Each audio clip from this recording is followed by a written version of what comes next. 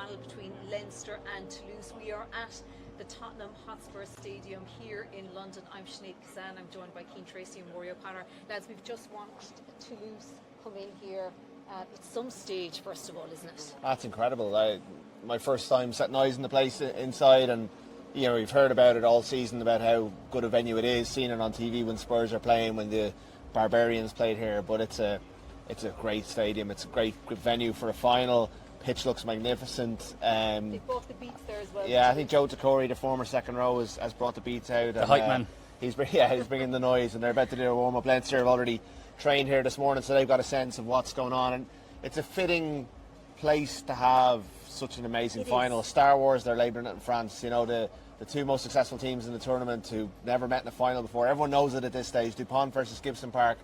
All the stars are aligning, and it's just a matter of who's going to get the extra one in their jersey tomorrow. I was here at the start of the season for the launch, and obviously it was much quieter than it is today, but you were just hoping that obviously the ideal scenario was that two Irish teams would get here, but at least one, just so you could see a game here. So yeah, like I said, I was here. It was amazing, and we have the dream final. I think that everyone is really looking forward to. I mean, I'm sure supporters of other provinces would disagree with that, but in terms of on paper, like you said, Rud, the matchups, you could go through the whole team and go to individual matchups. There's very little, I think, to separate them, and that's what makes it so fascinating. Yeah, and of course the teams were named obviously earlier today. You had this morning, Cian. Obviously Will Connor's back in the back row, Josh van der Fleer on the bench, no place for Maloney, no place for Jimmy O'Brien, Jordan Larmour's in there on the wing, and obviously Hugo Keenan, and a 6-2 split on the bench as well. Yeah, the likes of Ross Maloney and Jimmy O'Brien, I think, are seriously unlucky. Unfortunately for Jimmy O'Brien, he just timed his return from the neck injury that little bit too late. Even though I think he's been really impressive since he's come back. Look, Ross Maloney gets squeezed out because James Ryan is obviously fit. I think it's a big call to have James Ryan on the bench. When I had got word of it during the week that he was going to be on the bench, I have to say I was surprised. Ryan Baird is going to call the line out. He did a good job of it, you'd have to say, against La Rochelle. But look, James Ryan is co-captain. I mean, I know myself and Luke Fitzgerald have been banging this drum on the left wing all season at how much Leinster and Ireland, I think as well at times, do miss James Ryan. So I think it's a bit of a surprise. He looked decent last week in Ulster, but he's part of an awesome bench to come on. I mean, when you've got the likes of Ronan Kelleher, Jack Conan, James Ryan, Josh van der Fleer, who's also really unlucky to be left out, but yeah, that was quite interesting. I know he laughed, Leo Cullen, he laughed about it, but you wouldn't be surprised when Jack Nienarber is in the room. I presume most people have seen Chasing the Sun 2 at the moment, and you can see, look, we've all seen it, how strong South Africa were and how it worked for them, but probably a little bit too risky, you'd imagine, for a final of this magnitude. But just on Will Connors, he's only played 2 Champions Cup games this season, both in the wins over La Rochelle. He played 48 minutes in each game, so you're kind of looking at this tomorrow going, he's probably going to play 48 minutes again, absolutely empty himself. Toulouse have a big pack, and then you've got Josh van der Fleer to roll off the bench, who was excellent in that win over La Rochelle in the quarter-final. So it's a pretty stacked 23. Gary Ringrose is the one player who would be in the team. He was there in the captain's run as well, so clearly he's very close to making a comeback, but I think it would have been too big of a risk to throw Gary Ringrose back in with the amount of lack of game time that he's had. He has about 15 minutes, was it, during the Six Nations since January that he's played. So all in all, it's a very, very strong team.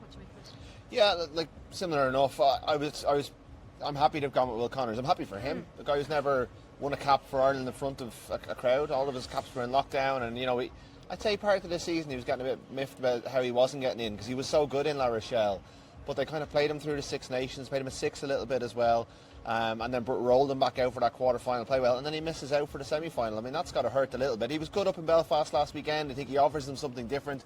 And yeah, it's a kick in the teeth for Josh van der Fleer not to be playing, but he's such a good professional that he'll roll up his sleeves, and he knows he's getting half an hour. Or maybe, he's 31 now, isn't he? Like, he's kind of, maybe this is a way that he can extend his career. Same with James Ryan, that you have to be content with rolling off into, his Ireland place is definitely not certain anymore, but he can come in and make big impacts in the game. And the bench, they have stacked the bench. And Leinster, Cian's done the research on this. Leinster's numbers are not good in the final quarter of games. They do go through long periods without scoring often in big games. Now, sometimes that's because they've done their scoring early on, but still, they've left La Rochelle come back twice in finals the last couple of years. So they've backloaded their team, and they will hope for a big impact from those 6 forwards in particular. I think the the backline subs, Frawley and Luke McGrath, they might not even feature. You know, they're both there kind of in case of emergency, whereas the 6 forwards, we'll see them early and we'll see them all on. Do you think? I think they're going to try and get as much out of Tadhg Furlong and Andrew Porter as possible here. Perhaps, that would be a slight concern for me as well. I agree on the other four, the four who I mentioned, but I think we could see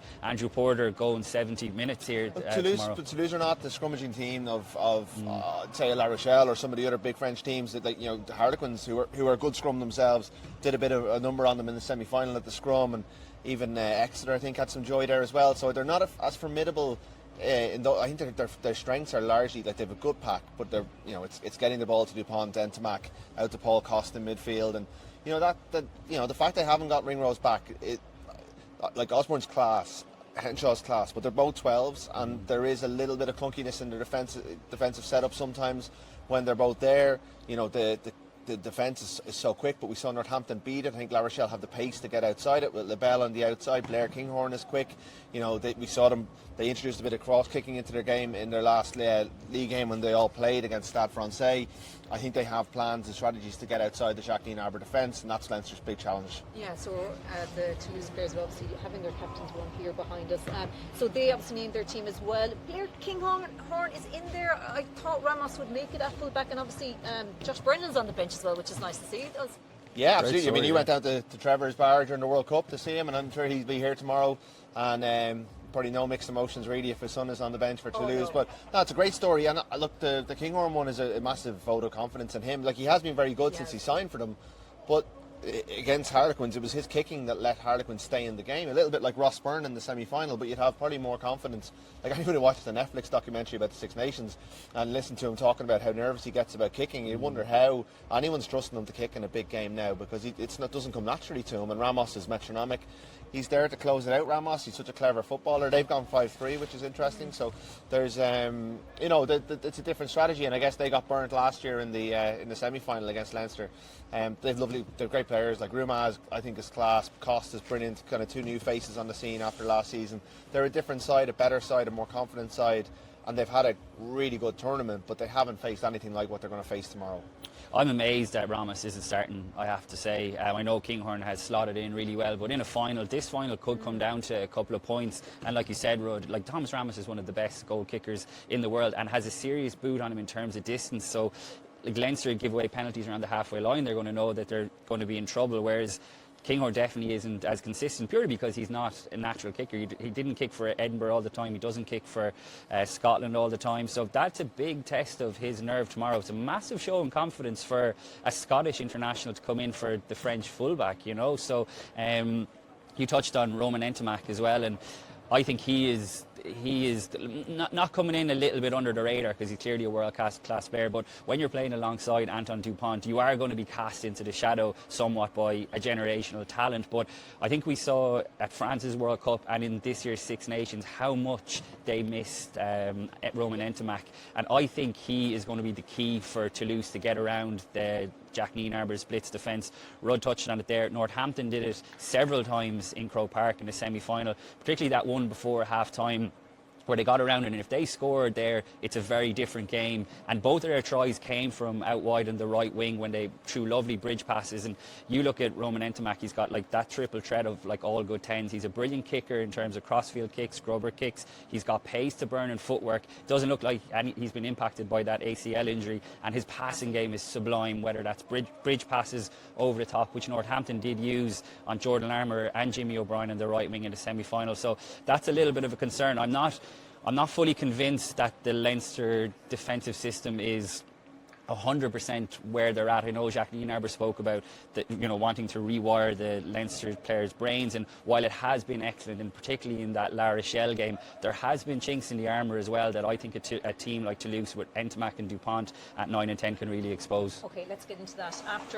First of all, we're just going to hear from Leo Cullen, where you asked him about the changes, his thinking behind his team selection, and also Caelan Doris talking about kind of the hurt that losing the last two finals in a row how that's going to drive them on now tomorrow. Some guys, Hugo got through the game last week, so did James. Great to have James back. I know he's on the bench.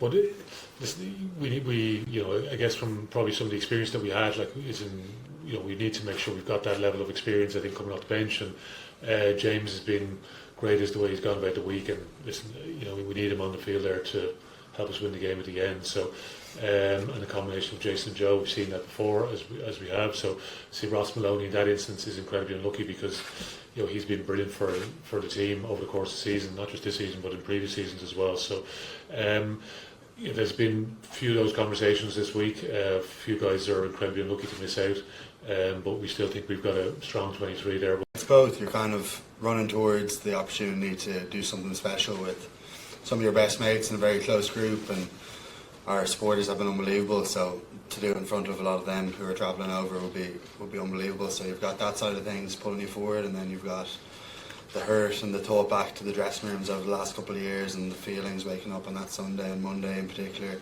and you don't want to feel that again. And we spoke at the start of the week, if we cast our minds back to that feeling post games the last 2 years, how you'd give anything to be in this opportunity again at the start of the week, to build towards it and to leave no stone unturned in our preparation and have that mindset. And I think it's been a good week, and it's cool now getting to the stadium, seeing it, and the excitement's definitely building for tomorrow.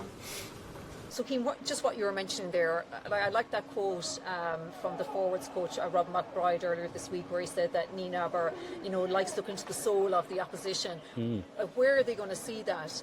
Flip that. What are they going to see about Leinster that they feel that they can exploit here tomorrow? I go back to the Chasing the Sun documentary, the level of insight that you got into the South African mindset with Jack Nienaber absolutely at the heart of it in knockout games. That is the bread and butter for South Africa. Look at what they did over the last 2 World Cups. So in terms of having a guy with a ruthless winner's mindset, this is where Jack Nienaber is really going to come to the fore. Look, obviously he's a defence coach, and the defensive system is going to be a key part of shutting down this Toulouse attack, like I said, but it's also what he brings off the pitch, what the messages are, what the themes are of the week, because you can see how much the South African players have bought into it, and so have the Leinster players as well. During his time in Munster, all the Munster players spoke about, when he comes in on a Monday morning, he has these massive charts, and everyone wants to be up in the chart, whether it was a big defensive tackle, a big defensive moment. Everyone wants to play for this guy. And look, that's not to detract from the other coaches, the job that Leo Cullen is doing. Andrew Goodman, it's a big day for Andrew Goodman's attack as well. He came up with a couple of lovely set-piece moves in last year's final, but there's been a few question marks over Leinster's attack, I would say, as well this season. But Nienaber, this is why he was brought in, isn't it? Leinster haven't been able to get over the line over the last few years in the Champions Cup. They've brought in and born winner, back-to-back World Cup winner. It feels like now is the time to deliver, doesn't it? Yeah, it does, but my question marks are really around the attack. I know the defence, there are moments in games where you're not sure whether they've nailed it. I mean, South Africa offer opportunities as well. Nienaber, there is a risk, there's a gamble in every defensive which they system, accept, don't they? And they accept it, but there have been times where it just doesn't look like they're going to get enough on the board. Like the Northampton game, they didn't get enough points on the board. That was partly due to the fact that Ross Byrne didn't kick his goals, but also the fact that they stopped playing, they started kicking the ball away, partly because Northampton dealt with what they threw at them. Against La Rochelle in the first half, we thought it might come back to bite them. It didn't, but they left points out there in the first half. Their 22 efficiency hasn't been as good this year. Against Leicester, they were sloppy. There was big moments missed in that game, and when you come up against the best, and Toulouse are as close to the best as you're going to get, you've got to take every chance. You've got to play for 80 minutes, and you've got to be more efficient than Leinster have been this season. And even the fact that they've dropped off in games like the Ulster game last week, the Lions and the games in South Africa.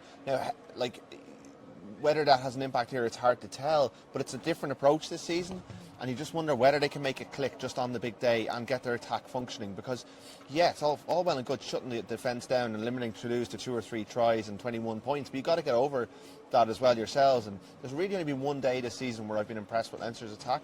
Maybe the second half against the Sharks, or was it the Bulls in the RDS? But the La Rochelle game, the second half, they really kicked into gear. But La Rochelle looked like a tired team, whereas Toulouse, you can even see the energy out there now as they play a bit of football on the Tottenham Hotspur Stadium pitch. They're vibrant, they're going for it. There's they don't look as beaten down as they have done against Leinster the last couple of years. And I think they'll bring a very good version of themselves tomorrow, but to use that kind of anti-Farrellism. and it's whether Leinster can get enough points on the board themselves to kind of, yes, they limit what they do, but they've got to score themselves, and I'm a little bit worried about Leinster's attack. I think though, like looking at Toulouse, particularly in the knockout stages, and you look at the semi-final against Harlequins, they do, yeah, exactly, yeah. They do give you opportunities, yeah. And like I touched on, Andrew Goodman there came up with a lovely couple of set-piece move strikes. I'd be shocked if they don't have something up their sleeve, particularly around the line-up. They've but had some nice moves, but it's they in haven't phase attack. They haven't even executed some of the moves. Like some of the moves have looked nice on paper, but then the lines have been off. All that sort of stuff hasn't looked as good. Now they've been drilling this match for 3 weeks, so they should have that part of it down. But you know, the evidence hasn't really been there apart from the La Rochelle game. It's a big game for Ross Byrne, I think, in that regard. So much of the attack. Biggest game of his life, I'd say. Yeah, it would be.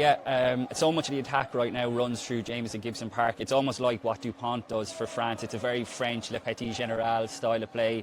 Now that Johnny Sexton is gone, but Ross Byrne has to be the one to control it. He was outstanding in the La Rochelle game, and I kind of thought that was going to be a statement performance in terms of Ross Byrne to kick on, and he had a tough enough day, particularly from the kick-in against Northampton. He wasn't poor by any means, but you kind of wanted him to be a bit more decisive, a bit more assertive, particularly when Leinster were losing their way early in the third quarter, like Rudd has touched on. So look, he's got to nail his goals.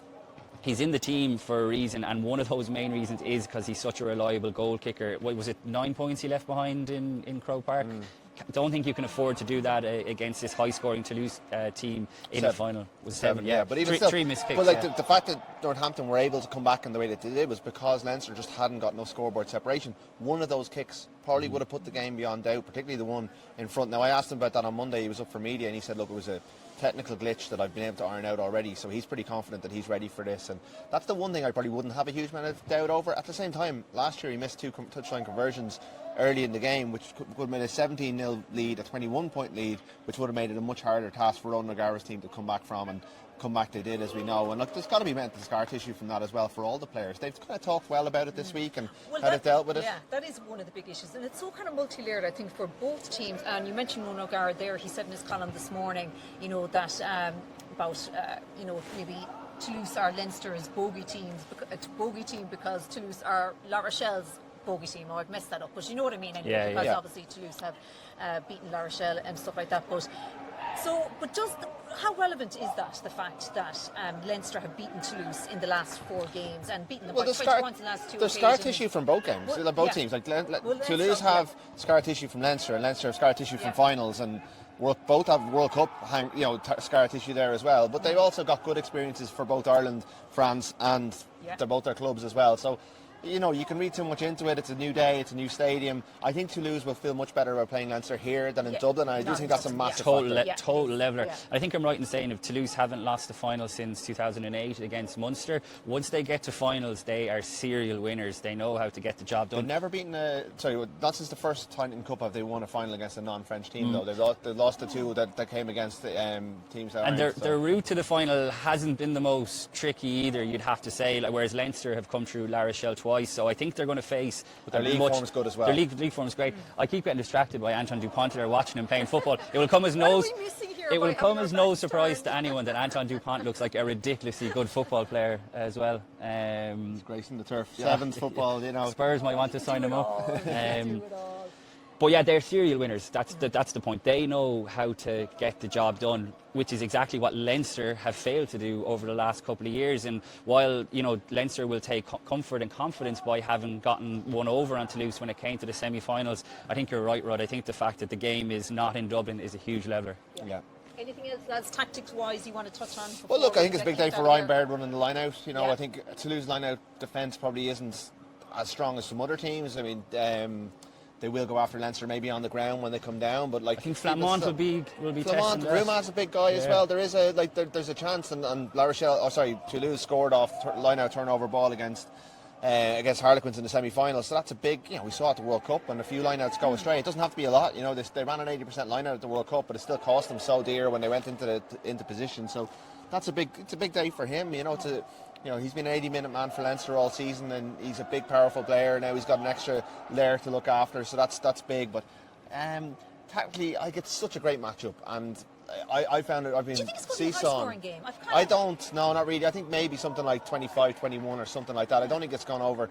Maybe I'll be wrong. I mean, the pitch is perfect. The weather's is. lovely. It's going to be a gonna be great nice crowd. But tomorrow, I think yeah. like teams do get inhibited a bit by finals, and I think the Leinster defence, like, they don't give up big scores, but also they haven't been scoring that heavily themselves. Like, Toulouse run to the final, they're 50s and 60s, and like they have the capacity to do it. But unless they get a run on Leinster, which I find hard to see, I don't see the Neen-Arbor defence giving up. I can see it giving up opportunities, but not consistently across 80 minutes like that. We should mention Hugo Keenan being back as well. Huge. I know obviously he made his return against Ulster last week, but what a difference. You saw it in Belfast last weekend, what a difference he makes, and particularly for this Toulouse team. I've already touched on Roman Entomac's kicking. Anton Dupont is the same. The reassurance I think that Hugo Keenan gives in the backfield to those around him, to the likes of Jordan Larmour, to James Lowe, is unbelievable. He also adds a bit of pace that I think Leinster were missing in the back three as well. So it's absolutely massive, I think, to have Hugo Keenan back. It could be a game changer, game winner for Leinster. Yeah, so I know you were saying with Will and Luke earlier this week that you're kind of going between flip-flopping a bit. Where are you now then? I kind of committed to Toulouse on Tuesday, so I have to Are you stick gonna with stick it. with Even that? though, like, I like the Leinster selection, I like the Leinster bench, and I can see them doing it. You know, I can definitely see them doing it. But I just think Toulouse's weapons, their speed, the fact that they have Antoine Dupont and Roman Entomac running the show, I'm leaning towards them, not with any great conviction. And like, I think, like, the Leinster fans who are travelling in their huge numbers, that they'll have an impact on it, but also they can do so with a fair bit of belief that their team will give a performance and they'll be right in it till the end. It's just whether they come out on the right side of it this time. I find it extremely tough to call as well. I think it's as close to a scratch game as you can get. If you're putting me on the spot, I just think the hurt that Leinster have built up over the last couple of years has to count for something. I know I've said this, that Toulouse are serial winners. They know how to get the job done when they get here, but this Leinster team are hurting. We made this point in our video earlier, Sinead, that it's not necessarily now or never for this Leinster team, because you look at the age profile and the quality of players and the signings that are coming through, so they are going to be around for a while. But 3 final losses in a row would be devastating for the level of quality that they have. Like, you look at the number of Ireland internationals that they have. So I think that could be what gets them over the line, coupled with, you know, Jacques Neen-Arbor's influence, like we said, both in terms of the defensive system, but also what he's going to bring off the season, off the pitch, in terms of finding a way to get a job done when the pressure is on. What about you, Sinead? I was Toulouse earlier this week. Now I'm flipping to Leinster, I think, but I don't know. It's so hard to call. Yeah, everyone's the same. I hope it's the final that everyone hopes, and it's not, you know, a real cage. I don't think it will be, given both teams, but it couldn't be better set up. I genuinely can't wait for it. Yeah, no, it should be great. Well, we're going to be back after tomorrow's game with the podcast when all the questions will be answered. But for now, thanks for listening.